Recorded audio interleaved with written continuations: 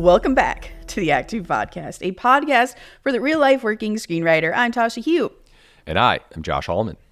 And as a reminder, Act Two is a network and support group for the everyday working screenwriter. That's you. This podcast is just one of the things we do, so keep following us here. We have more stuff coming up this year, which I'm really excited to tell you all about. We're working really hard on more things to provide you guys, to provide network, to provide community, to provide opportunities, etc. So subscribe to the podcast. That way you don't miss out on any of those things that we have, because you may forget about us and then suddenly, it's next year and we have all these things that you've missed out on. Yeah, I think that scares us. It should scare you. But if you hate community, again, you can still reach out to us at ActTwoWriters@gmail.com, all spelled out, with any questions you have, any topic suggestions, any follow-up things you have about any of these conversations that we're having. You guys reach out to us a lot on Instagram, in particular with follow-up questions, which is great. You can also email us at ActTwoWriters@gmail.com.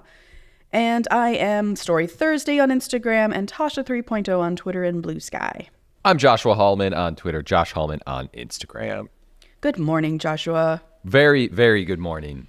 While you were saying that, I was reminded of this book that I read, and I think it was from an ad executive, and it was talking about how this person used to get into people's minds. And when you were talking about, you'll forget about us, this guy's idea from just being this ad executive was never be forgotten. The way that he approached it was if you're going up and down stairs, for instance, if you're in a shopping center, there'll be that yellow tape on the stairs.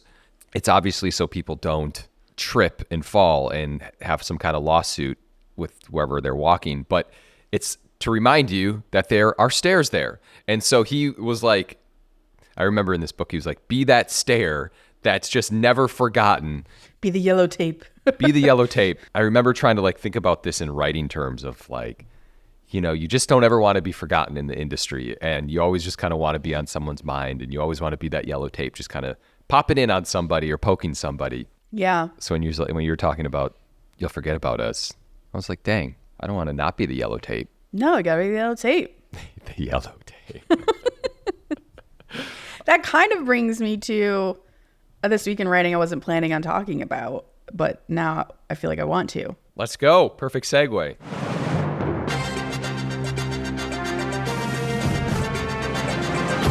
This Week in Writing.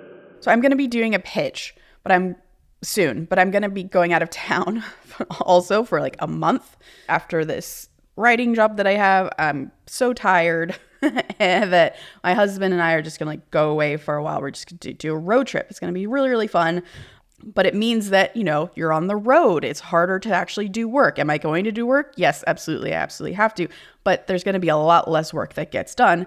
And I had a call with my agent yesterday to let her know that this was happening. And because she's an agent and she's good, she was like, okay, well, let's strategize about these things, because you can't kind of just disappear for a month with, a pitch coming up or, these meetings that you've had that you need to touch base on. Specifically, really, it's this pitch, because to just disappear for a month and not pitch someone means two things, she said. It means that by the time you do pitch them, they're thinking, well, she disappeared for a month, so this must be the best fucking pitch I've ever heard because she took so much time. And she's like, that will put extra pressure on you that I don't like. So instead, why don't we check in with this executive maybe halfway through your trip, and maybe on a day where you're just find a day where you're rolling calls, you're returning phone calls or you're returning emails, right? And this executive can be on the list, because then it's not oh, this person disappeared for a month. It's oh, I just talked to them a couple weeks ago and they gave me an update on how their pitch is going, so that you still feel relevant in their head. You're that yellow tape for them. You haven't just disappeared, so that there's less pressure on the pitch. And I thought that strategy was really smart and not something I necessarily would have thought of, because I think I'm afraid to check in with people in between my pitch because I don't have anything to pitch them. So what am I going to say to them? I just leave me alone until I finish this thing and then we'll be good. But I thought that was a great strategy and fit well with your yellow tape analogy. I love it. By the way, a road trip is without question the best area to clear your mind and to think of ideas and to strategize with something. And just anytime that I've taken long drives, I'm talking across the country or across the state or whatever it may be, I always come up with something and I just figure things out. So I think this is a perfect time for you to, you're going to crack it within like 2 days. Oh man. I hope that's true.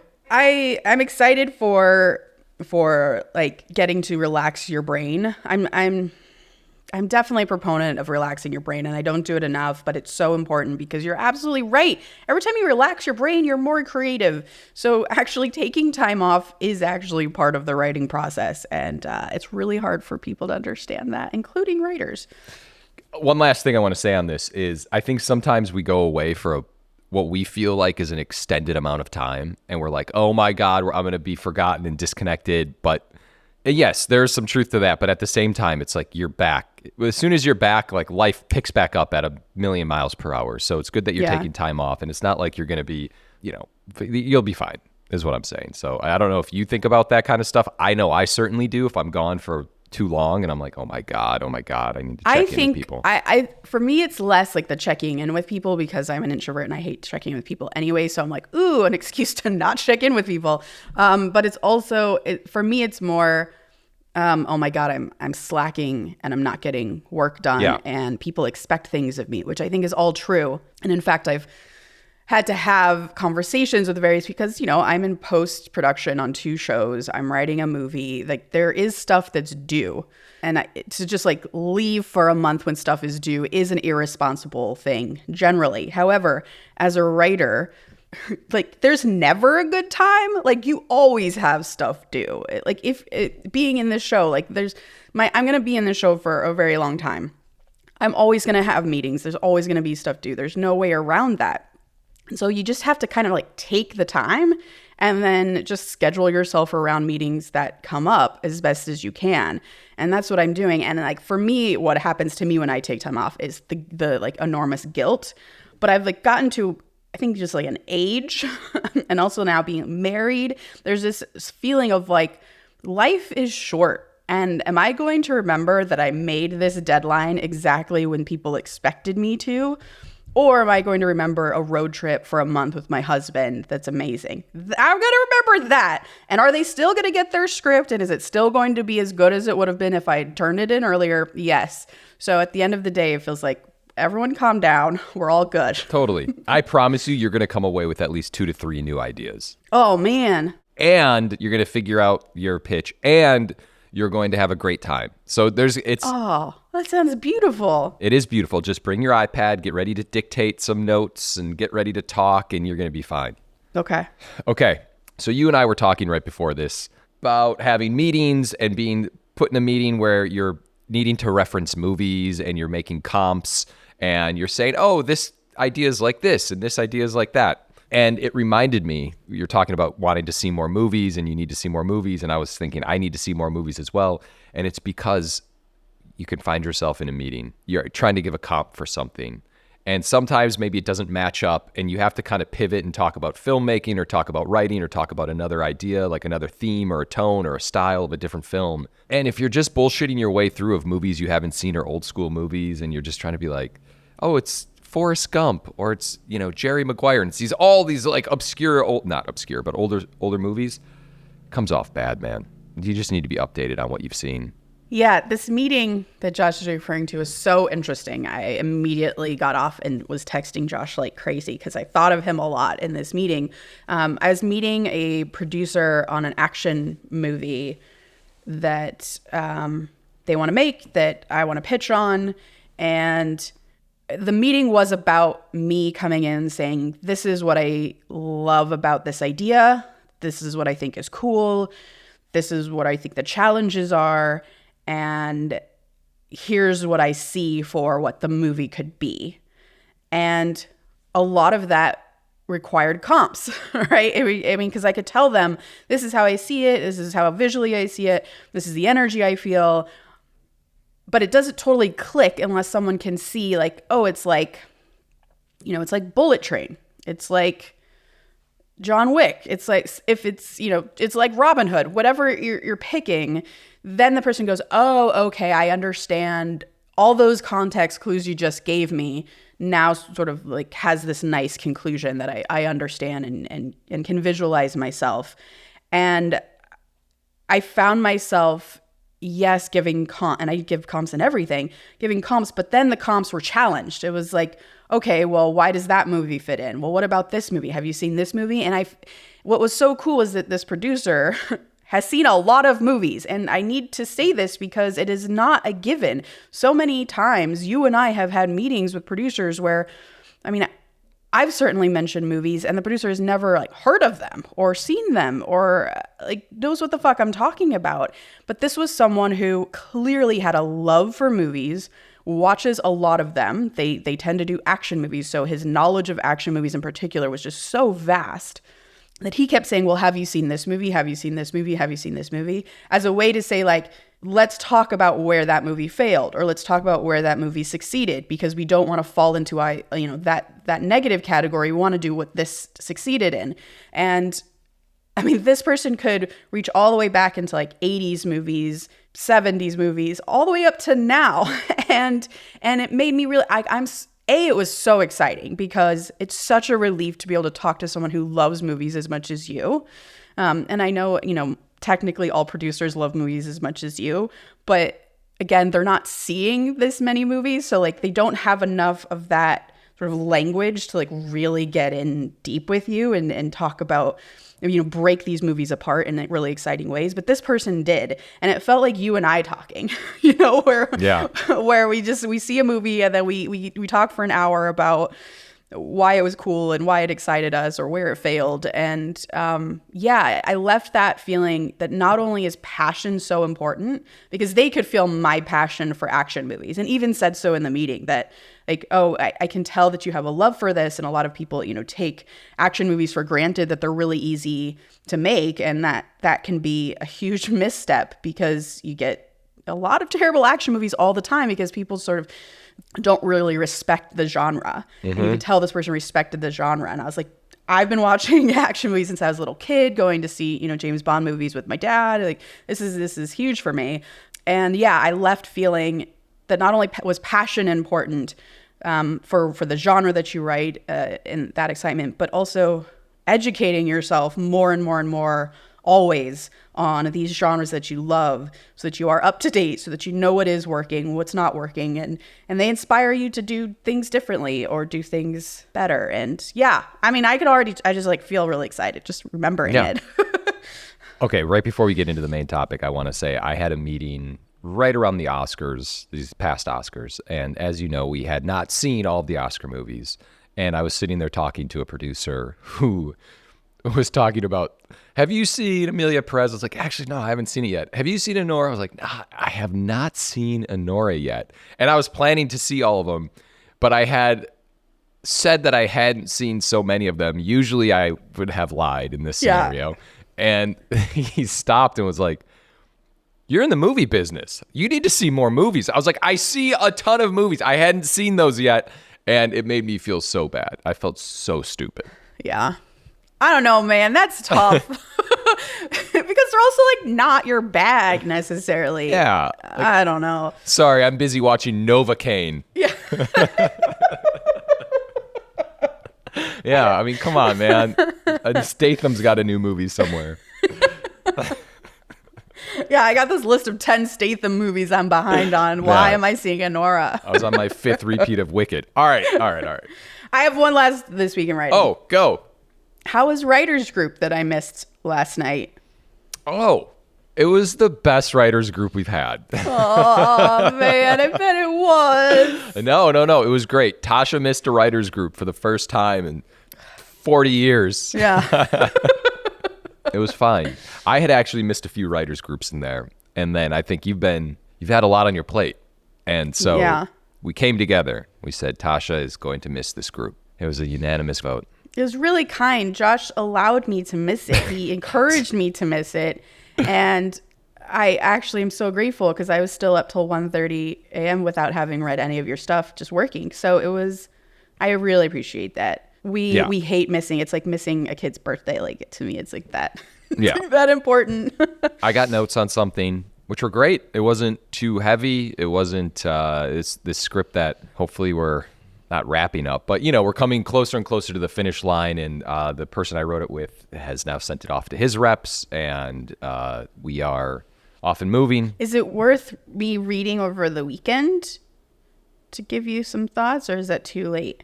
No, I would rather have you do other stuff for your own sake. This is important, though. You're taking this out. Like, this is you're at the end of this, well, one of the ends of this process. No.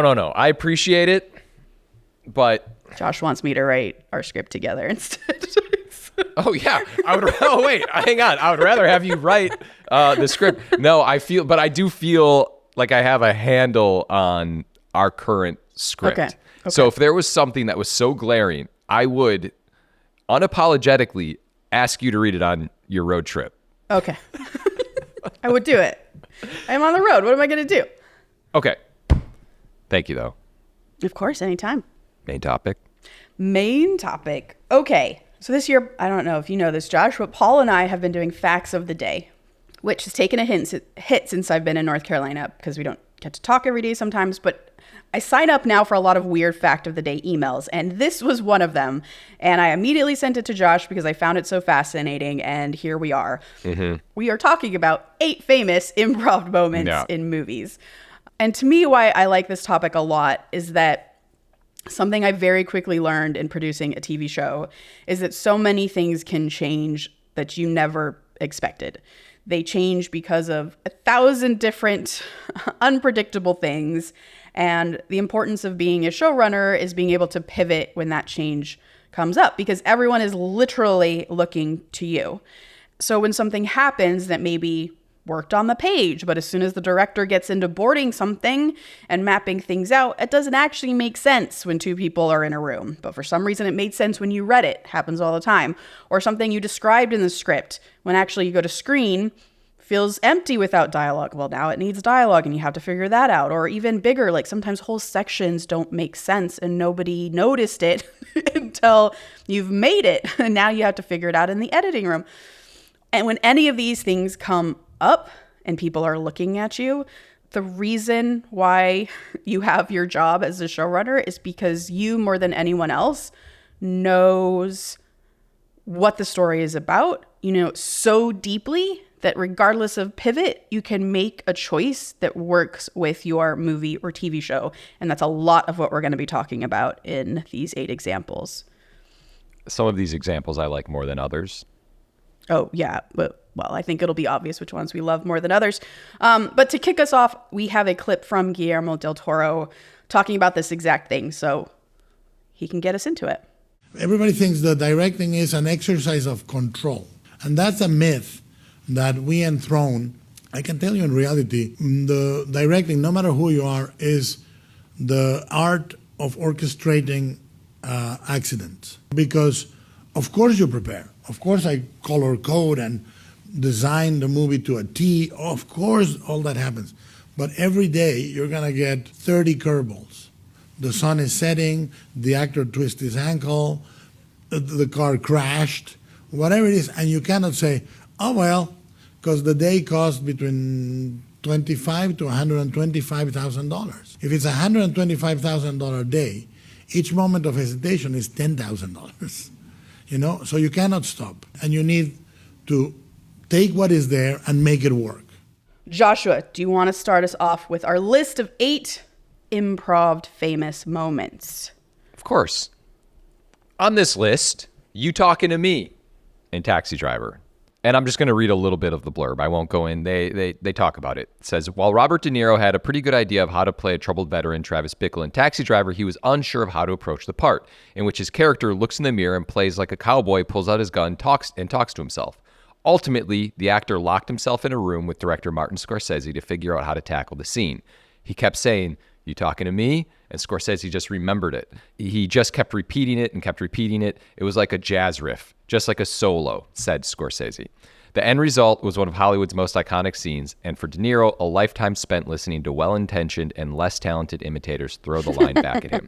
Okay, so I did read the whole thing, and I like this example. Uh-huh. And I guess it just goes to show like the working relationship between an actor and a director. But yes, this is one of the most iconic lines in cinematic history, I think. And I could see in the script you thinking it's enough to say that he looks in the mirror and plays like a cowboy and pulls out a gun. Mm-hmm. But then when you get to the day, the actor probably feels like, well, this is empty. Like I feel like the actor may feel in the moment that they have to say something. And you may get a version where he doesn't say anything just so you have that. But then, hey, let's play with a version where you say things as well so that we can have options in the editing room. And and then an actor gets in their head and they try to figure out the best thing to say because there was nothing in the script. And it's a great example. This just goes to show the power of like when actors also know the character. Yes. It's tough because when you're a writer and you're like, these are my words, but at the same time, what you were just saying, like a showrunner knows a show or a movie, or excuse me, a showrunner knows the show inside and out. It's like you have a grasp on it. Actors have that as well. From the writing, birth from it. Okay, go. Yeah. And I both appreciate this and like get really nervous when this happens. Yeah. Because they can change what you intend because they're not feeling it. And to be fair, they're the ones embodying that. So they have a sense that you don't have as the writer. You are just innately separate, even though like I felt that scene and I felt that character when I wrote that. They're literally embodying that and they have different thoughts. I always try to like, if I can, get the thing that I wrote and then also try to get the options that the actor is feeling, just because they could also be wrong. Like I could be wrong, they could be wrong. We just need options. And so, I love the collaboration of movies and TV for this exact reason. It's so interesting. Okay, the next one is the necklace scene in Pretty Woman, which we just talked about, I think, last week. We had a mention. So if you remember this, I actually remember it very well because I remember thinking, that feels like a weird moment in this movie. But if you remember the necklace scene, they're going to the opera, I believe, or some play in New York, and Julia Roberts is all dressed up in her really beautiful red ball gown, and Richard Gere's in a tux, and he presents her a really beautiful necklace to wear, and she's taken by that, and she goes to reach for it, and he kind of like snaps the necklace box shut on her fingers, and she just starts laughing, and it ends up being this like really sweet moment because Julia Roberts has such a iconic, really warm laugh. But originally, it was meant to be for a gag reel or just kind of like mess with Julia Roberts, and Gary Marshall had an interview where he talked about, the director, Gary Marshall, talked about how Julia Roberts was 21. She turned 21 during the shooting of this movie. And so they went out and they partied. and he was like, she's 21, so she was out late. And so the morning of the shoot, she was very, very tired. And so he pulled Richard Gere aside and was just kind of like shut it on her and just like surprise her a little bit and like wake her up, basically. And so that's what he did. And because her laugh was like just so amazing and so pure, and it was like such a cute moment between them, they decided to keep it for the movie instead of add it to a gag reel. Authenticity wins, man. Always. Authenticity wins. Yeah. All right. I need to move on to the next one. I'm so excited about this one. I'm not even going to read. No, don't read. All right. You got this. The quickly dispatched swordsman in Raiders of the Lost Ark. All right. For those of you who don't know and those of you who remember it, this is when Indy's in Cairo. He's been fighting, and then this one guy, there's this crowd in the streets, and this one guy comes up with a sword, and he starts whipping around, and he like getting ready to fight Indiana Jones. And Indy just is like gives him the look, and is like, and then shoots him with his gun. Boom. An incredible character moment, I think. But it wasn't supposed to be this way. It was supposed to be an actual fight. But Harrison Ford in real life happened to be very, very sick and was running to the bathroom. And so I believe he talked to Steven Spielberg. Yes, he did talk to Steven Spielberg. And they agreed like this would have been a bit better quick physical punchline on this fight scene. And in this little blurb, it says it left production ahead of schedule, which is a great thing. Yeah. But also, I feel like this is one of like the best characteristics of Indiana Jones. This was like, when you watch this, you were like, that is pure Indy. He just doesn't have time for this shit. Right. and it's so perfect because I don't know. I just love this moment. I love this as like a character moment. And I thought it was actually genius. And to find out that it was because it was birthed out of necessity of Indy being sick, or Harrison Ford being sick, who is Indy. So Indy being sick. You got it yeah, right come the on. first time. I don't know. I just love it. Thoughts? I mean, of course, it's awesome. And when you hear Steven Spielberg and Harrison Ford talking about this moment, they're like, the whole crew had dysentery. Like, everyone was so miserable except Steven Spielberg. And then Steven talks about how I just called him Steven. That feels incorrect. No, that Spielberg, feels like you've been having meetings with him on the side. Spielberg said that that he had this huge action sequence that he had planned with George Lucas, because they even hired like the best swordsman in the land for this amazing action sequence, and they were like ready to shoot, and Harrison Ford was just dying, and he's like, can I just shoot him? And you're right, it becomes such a cool character moment for him because of exactly what you said, of him like, I got to move on to the next thing. Like, I don't have time for this bullshit. Where's Yeah. Marianne? And so it's really I think also what's funny is that they ended up reusing this gag in they reused the gag later, right? When like they're at the bridge and like he goes to reach for his gun as like two swordsmen are trying to fight in Temple of Doom. They use it.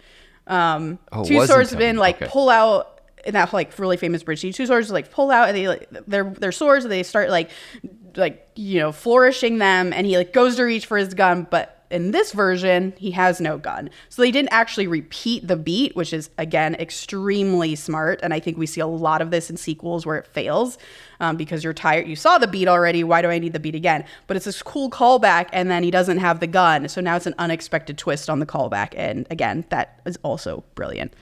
I don't know if I'm 100% accurate on this, but it feels like at that time in movies, the hero was meant to fight the bad guy. And that's what you saw.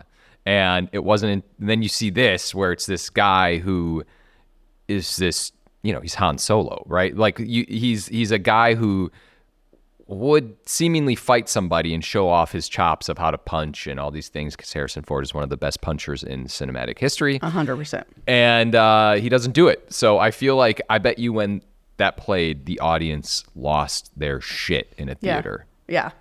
Yeah, that's a really great point. Oh, anyway. Okay.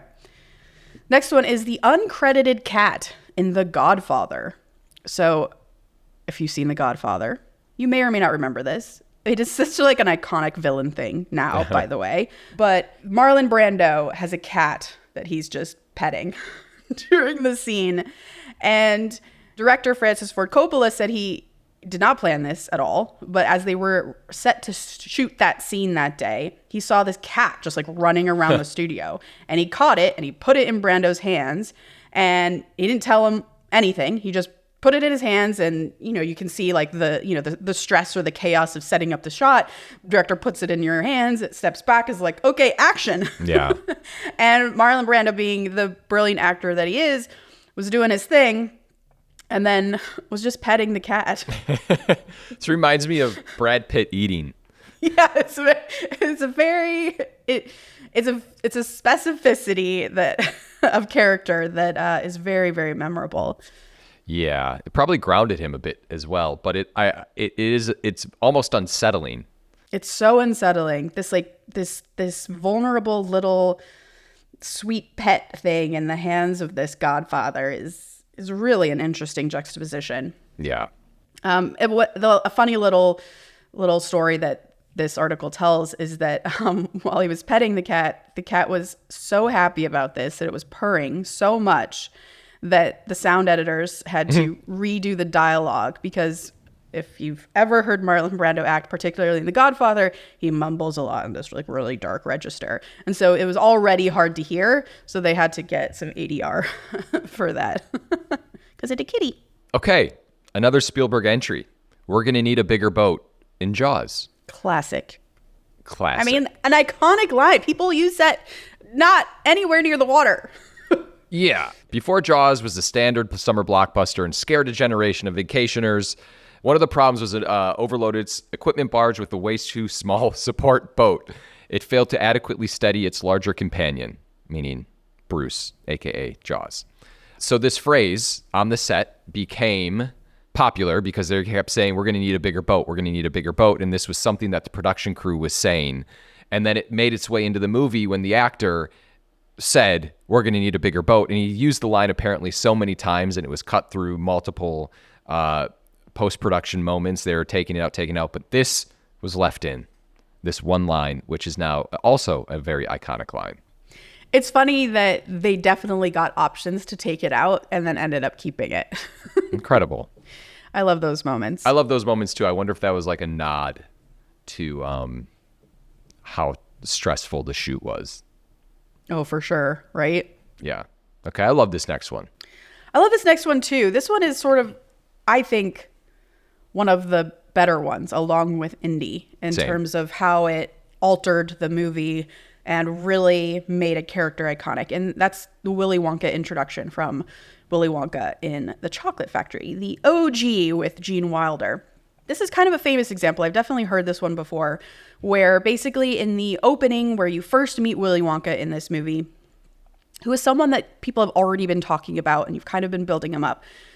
He comes out of his chocolate factory and he's like limping towards this crowd of people who have come to see him. And then he seems just, like this old withered man. And then suddenly he like jumps up and he somersaults and then he jumps up to his feet in this kind of like joyous way. And that was not scripted. It was Gene Wilder decided when he read the script that something quote unquote was missing from the character introduction. And he started to push against the writer and the director to say, okay, well, like, what's the motivation of this introduction? Why are we choosing to introduce him this way? And an introduction of a character is of supreme importance. So Gene Wilder was absolutely correct in trying to push at how you do this in a way that makes the most sense. And ultimately, he felt like to keep the audience on their toes about who Willy Wonka is, he had to basically lie in his introduction and show the audience. We talked about the experience of the audience in one of our latest episodes. This is a huge part of that, right? Because the audience meets him. Oh, this old man. And then he's actually lying and he throws his cane and he's like really, really agile and actually younger than you expected. And so from that time on, you never know if Willy Wonka is acting or if he's telling you the truth. And that is the line that Gene Wilder always wanted to walk with his character across the movie, and it's set up immediately in his introduction, but that was something he created that was different from the original script, and it's genius. It is genius. I agree. It's the same genius as the indie level. And also, if you were to... I remember seeing this movie as a kid and just thinking to myself, it made me feel exactly what Gene Wilder was attempting, because I remember he walks out with the cane and does the somersault and you're like, what the hell? Yeah, there's like always, it created this feeling of like, you're always a little on edge with him because you never quite know if he's playing you. It also makes him seem smart because he knows how to play people. And so you never know when he's talking to a character, if that's genuine or again, if he's playing you. Yeah, it's so great. Okay. The Cinderella story in Caddyshack is the next one. Have you seen Caddyshack, Tasha? I've tried to watch it, and then I feel like it's not for me, and I turned it off. Okay, so Bill Murray's in it, along with other comedy icons. And there is a scene in Caddyshack where Bill Murray is trimming some tulips.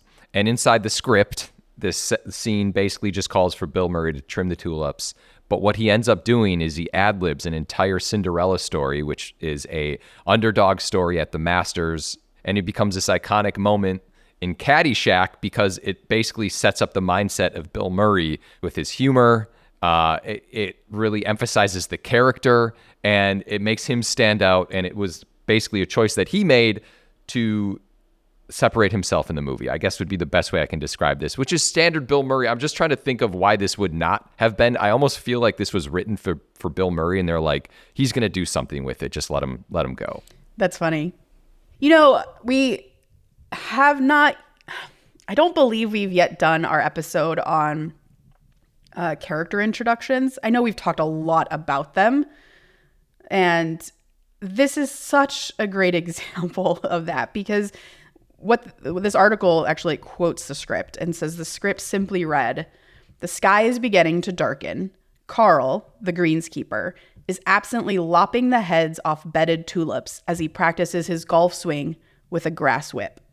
That's just, I could see writing that, but it doesn't give you anything. It doesn't, I feel like as a writer, you put that just because you need your character in this scene. You need to see him, you need to introduce him visually, and you need to introduce that he's a groundskeeper. So you show him with tulips. You need to show that he's like kind of an oddball groundskeeper. So that's why he's lopping the heads off of the tulips. So there's like stuff in there. There's like some character things in there, but I can see getting to the day and being like, this is a little empty. It could probably do more. And then Bill Murray gets in there and is like, let me show you how it's done, kid. Yeah, I mean, listen, we haven't done a deep dive here on Caddyshack, but it was directed by Harold Ramis, who also did Groundhog's Day. And I just have this feeling he was like, Bill, just go. Give us your genius. just do something. I don't know. I'll fact check this afterwards, but yeah. All right, last one is Josh's favorite movie of all time. Let's go. I'm king of the world in Titanic. Listen, some of these things seem a little cheesy after the moment. I actually have never been in the camp that this is cheesy. This feels like exactly what someone would say. To me, it was shot in a way that I didn't go like, ugh, lame. It's what people say. It makes sense to me.